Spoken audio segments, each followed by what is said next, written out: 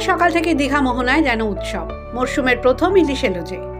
মাছ ধরার ban period শেষ হওয়ার পর 15ই জুন সমুদ্রে পাড়ি দিয়েছিল প্রায় 2000 ট্রলার। 3 দিনের মাথায় সেই ট্রলারগুলোর কয়েকটা ফিরতেই দেখা মিলল বহু প্রতীক্ষিত ইলিশের।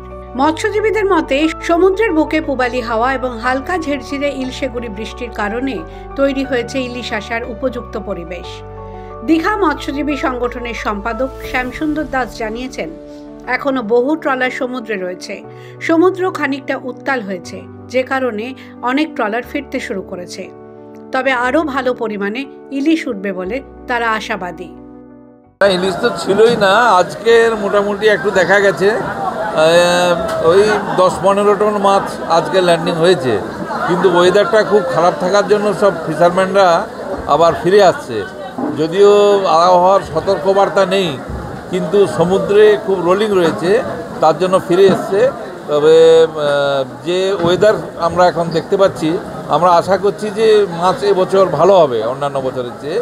দীঘা মোহনার বাজারে 500 গ্রাম থেকে 1 কেজি ওজনের ইলিশ বিক্রি হচ্ছে 600 টাকা থেকে 1600 টাকা কেজি দরে। 1.5 কেজি ওজনের কিছু ইলিশ মাছ বিক্রি হচ্ছে কিলো প্রতি 2000 টাকায়। নবনির্মিত জগন্নাথ মন্দির দর্শনের পরেই পর্যটকরা মোহনা বাজারে চলে আসছেন বলেও জানান শ্যামসুন্দর বাবু।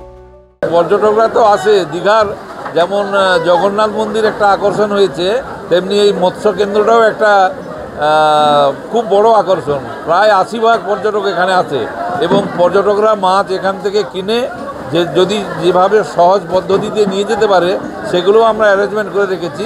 সোলার বক্সে প্যাকিং করে ওরা বাড়ি নিয়ে যাচ্ছে। ভালো, খুব খুশি, পর্যটকরাও খুশি। ট্রলার নিয়ে সদ্য ফিরে আসা মৎস্যজীবীরা জানাচ্ছেন, দীর্ঘদিন পর এমন রূপালী ইলিশ পেয়ে তারা খুশি। এই মরশুমে ভালো কিছু হবে বলেই তাদের আশা। থেকে প্রায় ইলিশ আমাদের শুরু হয়ে গেছে, ইলিশও পাওয়া যাবে বিগত দিনে।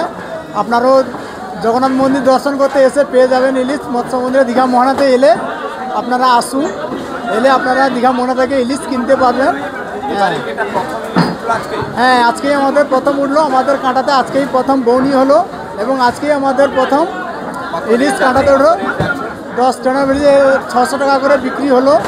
ইলিশের সম্ভাবনা আছে, ইলিশ তো আসছে দেখছি, আগামী দিনেও আসার আশা আছে।